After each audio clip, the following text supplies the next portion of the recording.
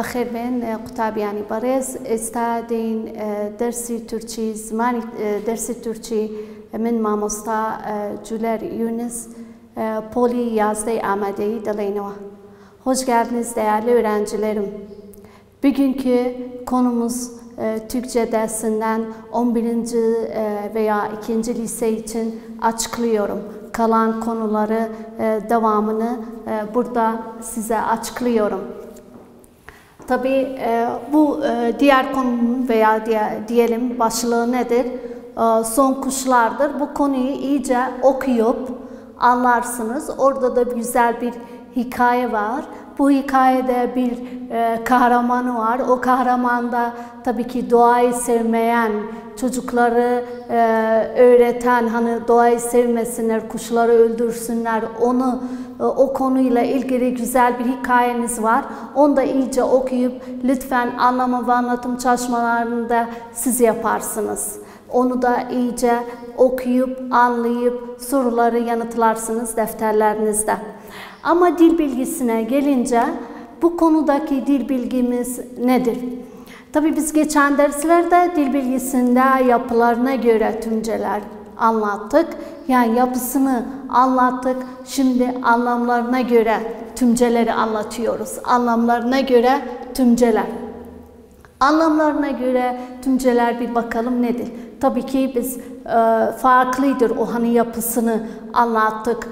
Kaç tür basit ve birleşik sıralı bağlı tümcelerimiz vardır diye onları hepsini anlattık.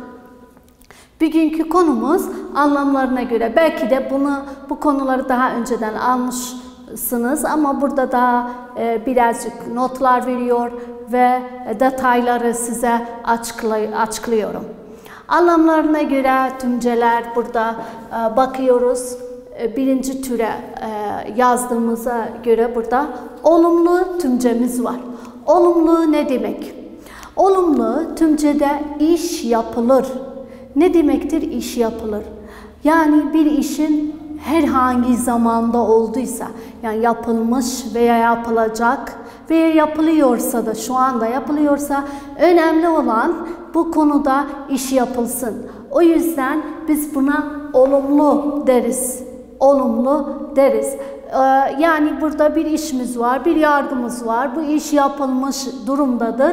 Zaman bir daha söylüyorum önemli değil. Zaman önemli değil derken ne demektir? Yani şimdiki zamandır, gelecek zamandır veya herhangi bir zamanda bu iş yapılırsa hiç fark etmez bizim için. Önemli olan buradaki iş yapılacak. Örneğin burada nemiz var? Bir gün bütün okullar kapalı. Tabi biliyorsunuz bu konuyu şu an okullar kapalı. Biz de o yüzden buradayız. Evde kalın diye size bu konuyu anlatıyoruz. Bir gün bütün okullar kapalı dediğimiz zaman burada bir iş var. Bu iş nedir? O da tabi kapalı olması. Kapalı olması. Burada bir iş olmuş veya yapılmış durumdadır. Tümü kapalıdır demek anlamıyla yani bir olumlu tümcemiz var. Burada çok fazla bu konu üzerine durmuyorum çünkü her zaman biz olumlu tümceleri kullanıyoruz. Mesela ne derim? Kapıyı aç. Kapıyı aç. Şimdi ben emir olarak bunu diyorum. Mesela siz bazınız ne dersiniz? Kapıyı açtım dersiniz. Açtım. Burada yine fark etmedi zamanlar veya yapılış türü ama önemli olan işin sona ermesidir. Yani yapılmasıdır. Buna ne deriz? Olumlu tümce deriz. Olumlu tümce deriz. Geçiyorum olumsuz tümceye. Olumsuz tümceler nasıl olur veya hangi şekilde olur? Tabii olumlu tümcenin tam tersidir.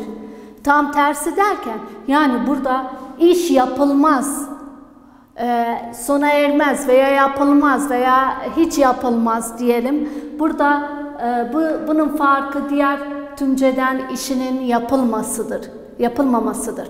Yapılmaması da yine aynı şekilde zaman önemli değil. Yine söylüyorum zaman hiçbir zaman burada da önemli değil. Her ne zaman olursa olsun iş yapılmasın yeter. Yeter ki yapılmasın. Ama ben bir olumlu tümcem varsa bunu nasıl olumsuz yaparım? Soru budur. Bir olumlu tümcem var. Bunu nasıl olumlu yapmak istiyorum veya hangi şekillerimiz var, olumsuz şekillerimiz vardır. İlk önce ne ile ben olumsuz yaparım herhangi bir tümceyi? Bir ekimiz var. Buna da ne deriz? Olumsuz eki. Burada gördüğünüz üzere ma, me ekidir. Ma, me ekidir. Ma, me eki tabi olumsuz eki adına yazılır. Ama tümcede veya bir tümceyi ben olumsuz yapmak istesem nasıl bunu kullanırım? Acaba sözcüğün neresine artarım bu eki? Tabi her zaman kök, her bir eylemin kökü artı olumsuz eki. Olumsuz eki tabi bundan sonra herhangi bir eklerimiz de varsa zaman eklerinden veya kişi eklerinden herhangi iyilik eklerinden varsa artabilirim. Ama önemli olan ben kökten hemen sonra ma veya me ses umuna göre kullanmam gerekiyor. Örneğin burada ne yazılmış? Kapıyı açma, açma. Ma ekini kullandım. Tabi ses umuna göre a burada olduğu için ma'yı kullandım. Kapıyı açma diyorum. Yani burada ben ne bir olumsuz eylemim var. Olumsuz eylem var. Sorulsa senden bunun anlamına göre hangi türdür ne dersiniz? Olumsuzdur. Neden olumsuzdur? Çünkü buradaki kullandığımız ek olumsuz ekidir ve iş yapılmamış durumundadır. Yapılmamış durumundadır. Geçelim başka eklerimiz var. Tabii ki sadece ma, me ekimiz yoktur. Mez var ve maz var. Maz eki ve mez ekiyle de biz herhangi bir tümceyi olumsuz yapabiliriz. Ne derim? Kapıyı açmaz. Açmaz. Burada maz ekini kullanarak yine bir olumlu tümceyi bir olumsuz şekline getirebildim. Neyle? Bu maz ekiyle. Bu da başka bir tür eklerlendir ki olumsuz yapar herhangi bir tümceyi. Diğer başka eklerimiz de var. Tabii ki o ekler, o ek diyelim ekler değil, bir tek durumda kullanılan bir ekimiz de var. Onu da olumsuz olarak ek ederiz. Şurada yazıyorum. O da nedir? M eki.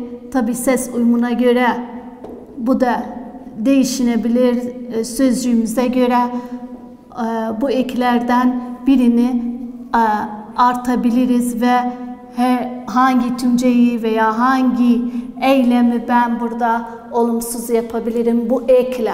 Bildiğiniz üzere belki de her zaman mı'yı çoğu zaman biz ne ile kullanıyoruz? Soru tümcesinde kullanıyoruz. Ama bugünkü konumuzda olumsuzda da kullanıyoruz. Ama ne zaman kullanıyoruz? O çok önemli.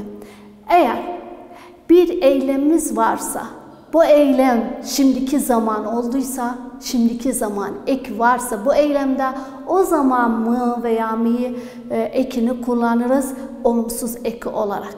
Mesela örnek veriyorum.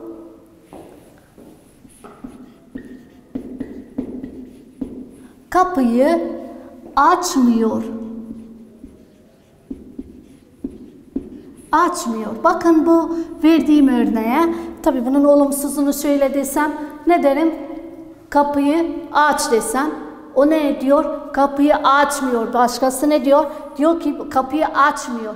Ama ben burada maz ekini kullanmam çünkü bu hiç olmaz bu tür durumlarda veya yor ekimiz varsa şimdiki zaman bir daha burada yazıyorum.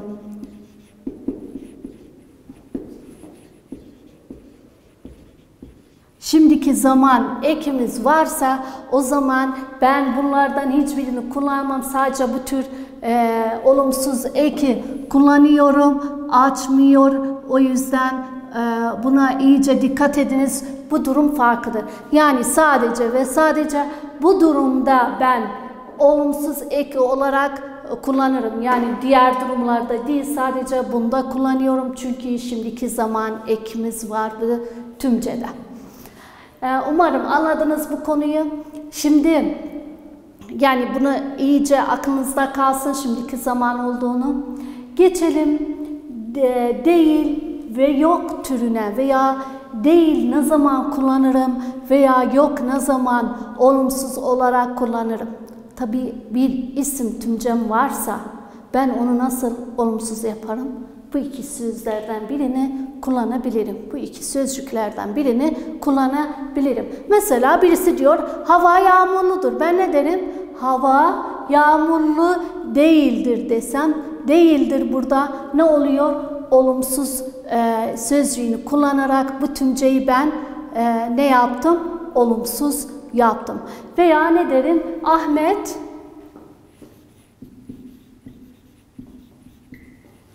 evde yok. Ahmet evde yok. Yani burada neyi kullandım? Yok kullandım. Yok burada nedir? Bir de olumsuz tümcesidir. Ama burada ne tür tümcedir? Ad tümcesi veya isim deriz. İsim veya ad tümcesi olduysa, ad tümcemiz olduysa o zaman bu ikisinden birini kullanırım. Ad tümcesi ne olduğunu herkes biliyor. Tabii ki yüklem olmadığı tümce öyle diyelim. Yüklem olduğu bir şeyin sıfatını veya durumunu anlatmak, sıfatını, zarfını anlatsak böyle bir tümcemiz olduysa o zaman yok veya değil kullanabiliriz. Bunu da olumsuz şeklidir ama isim tümcesi olarak. Diğer türleri hani anlattığımız olumsuz eki olarak kullandığımız türler sadece fiillerde kullanıyoruz veya fiil tümcesinde kullanıyoruz. Ama bunlar ise tabii bu iki tane dediğimiz sözcükte isim tümcesinde kullanabiliriz. Bir isim tümcesini olumsuz yapmak için. Umarım bunu da anladınız. Geçelim üçüncü türe. Şöyle yapalım. Ben burada 1 yazalım. Burada 2 ve üçüncü türe geçiyorum. Soru tümcesi. Soru tümcesi ne demek? Soru yoluyla anlatılan bir tümcedir. Soru yoluyla. Soru derken ne demek? Yani ben birinden bir soru soruyorum tabii ki. Ondan ne bekliyorum? Yanıtını bekliyorum. Yanıtını. Eğer herhangi bir tümcede soru kullansam ve tabii karşı taraf bana cevabımı vermek zorundadır. O yüzden buna ne deriz? Soru yoluyla anlatılan tümcelere soru tümcesi deriz. Soru tümceleri tabii neler kullanırız? Soru sözcükleri kullanırız tabii.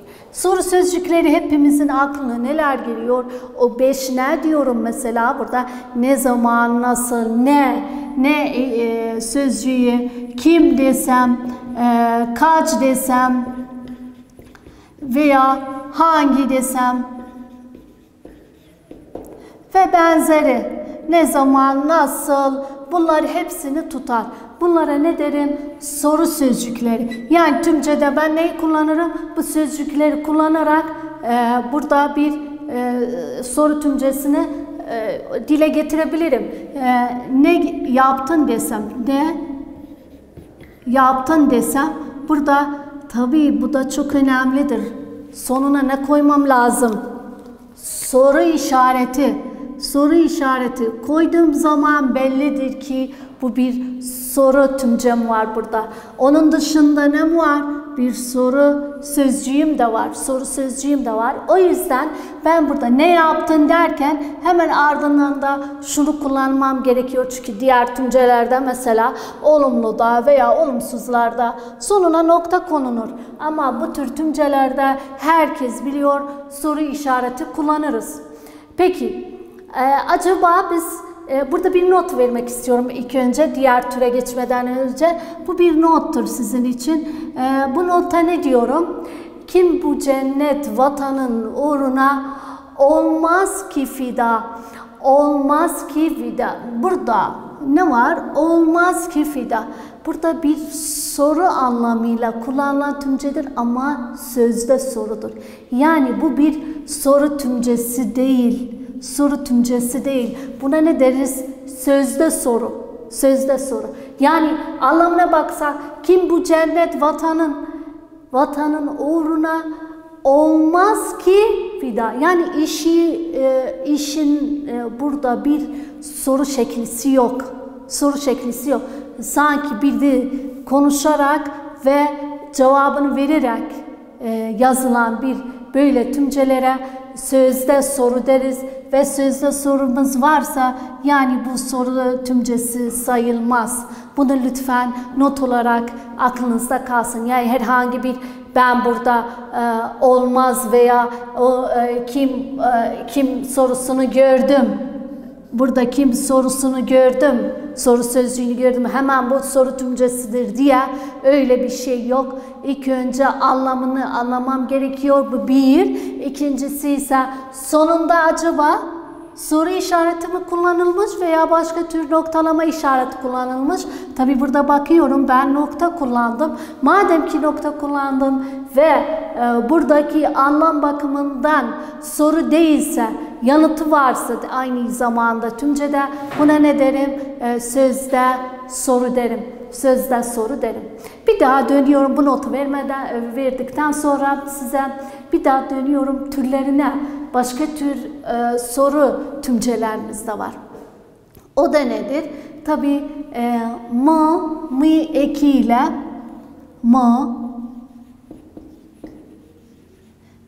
mi ses uyumuna göre mu ve ince olduysa tabii mü ekleriyle soru sorabilirim.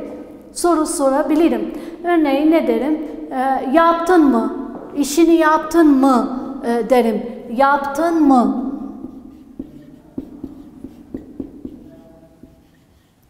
Burada soru işareti kullanıyorum. Ve bu bir soru olarak soru eki deriz buna. Yani başka bir türdür. Şöyle diyelim, şöyle yapalım karışmasın yanınızda. A türümüz soru sözcükleridir. B türümüz ise soru ekleridir. Kullanıp buna güzelce bir tabii soru tümcesini yapabilirsiniz veya yazabilirsiniz. Bunun dışında tabii ki bu onda diyelim ne zaman mı'yı kullanırım, ne zaman mi'yi kullanırım. Tabii siz bunları daha çok ilkokuldan beri almışsınız ama yine de hatırlatıyorum. Son sesli harfimize bakarak bunu kullanırım. Mı eğer kalınıysa tabii mı'yı kullanırım. İnce ise mi'yi kullanırım. Yuvarlaysa ve kalınıysa şunu kullanırım. Mu'yu kullanırım. Eğer yuvarlaysa ve ince ise bu'yu kullanırım. Tabii siz bundan daha büyüksün. Daha önceden aldığınız konulardı bunlar. Sadece hatırlatmak istedim. Böyleyse dediğimiz gibi soru tümcemiz bu şekilde anlatabildik. Umarım anladınız. Geçelim dördüncü tür. Anlam bakımından dördüncü türe geçiyorum. Ünlem tümcem var. Ünlem ne demek? Acaba ünlem nedir diye sorsanız, ünlem ne zaman veya ne zaman kullanırız? Korku varsa, sevinç varsa, acıma varsa, heyecan varsa o zamanlar ben bu tür tümceleri kullanırım. Yani sevinçten bazen sesleniyorum veya birine sesleniyorum, onu bu şekilde kullanırım. Yani herhangi bir öylesine tümce değil, bunlar özel durumlarda kullanırız. Ve gördüğünüz üzere burada birkaç örnek var. Ben onların dışında da size örnekler vermek istiyorum ve şu notu da vermek istiyorum burada. Bakın, ünlem tümcesinde dedik mesela ne kadar yaramazsın. Burada ne yapmışım? Ünlem işareti kullandım. Yani bunun yanındaki bu işaret çok önemli. Eğer bu işareti gördüğüm zaman bilirim ki bu bir ünlemdir. Ünlem tümcesidir. Ne kadar yaramazsınız. Yani şöyle baksanız bazen yanlış yapabilirsiniz. Ne kadar diyor. Aa ya burada ne var? Belki de ne kadar var? Soru olmaz mı diye soru sorabilirsiniz. Hayır, bir ben anlamına bakayım. Yani zaten konumuz bizim anlamlarına göredir. Biz eğer anlamını iyice anlamasak hiçbir tümcenin ne tür olduğunu hiç bilemeyiz. İyice anlayıp ve son noktalama işaretine de bakmamız çok önemli. Yani ben son noktalama işaretine baktığım zaman bilirim ki bu hangi tür olduğunu. veya hangi türe ait olduğunu, veya illaki hani burada dediğimiz gibi sözde bir soru şekli tümcemiz var. Ama burada da ne kadar desem, ne kadar burada yaramazsınız diyorum. Burada bir ünlem tümcem var. Neden ünlemdir? Çünkü sonunda da bu işareti kullandım. Sonunda da bu işareti kullandım. Diğer örneğe geçiyorum. Eyvah çocuk düşecek. Eyvah çocuk düşecek. Sonuna ne koymam lazım? Tabii ünlem işareti. Ünlem işareti. Burada neyi kullandım? Eyvah kullandım. Çoğu zaman biz eyvah kullandı, eyvah, aman Allah'ım, ah diye şöyle sözcüklerimiz var. Kullanıyoruz özellikle bu durumlarda. Çünkü bir şaşırma var, bir korku var. Mesela ne derim, aman Allah'ım elim yandı veya ah ne oldu? Yani şöyle bir şaşırma veya korku var o anlarda.